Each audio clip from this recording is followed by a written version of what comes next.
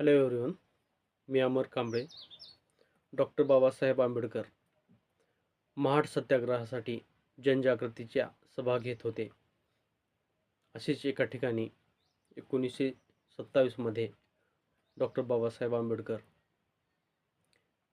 महाड सत्याग्रहामध्ये अस्पृश्य समजलेल्या जातींना जागृत करत होते.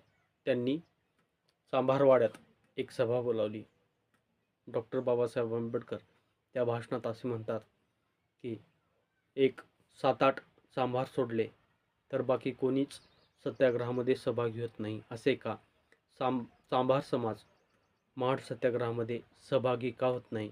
मित्रहो, ज्या पद्धतीने महार समाजाची दयनीय स्थिती होती त्यावेळेस इतर समाजाचीही तशीच अस्पृश्यतेची दयनीय स्थिती होती. त्यावर बाबासाहेब म्हणतात की तुम्ही महाड सत्याग्रहामध्ये सहभागी झालं पाहिजे, जेणेकरून आपला अस्मितेचा संघर्ष मोठा होईल. आणि पुढे म्हणतात की वीरांच्या सभा गाजतातच. वीरांच्या सभा जर झाल्या तर यश मिळतील. ही महाड सत्याग्रहाची सभा वीरांची सभा आहे आणि हे पेशव्यांनाही माहीत होतं. पेशवेसुद्धा वीरांच्या सभांना विरोध करत नव्हते.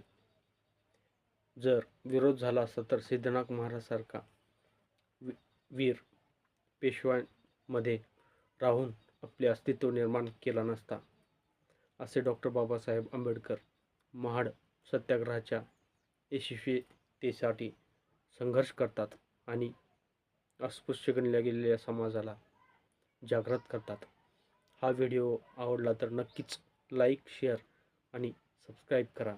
चॅनलला सबस्क्राईब कराल तर डॉक्टर बाबासाहेब आंबेडकरांनी केलेले अस्सल कार्य तुमच्यापर्यंत पोहोचवता येईल. धन्यवाद. जय भीम.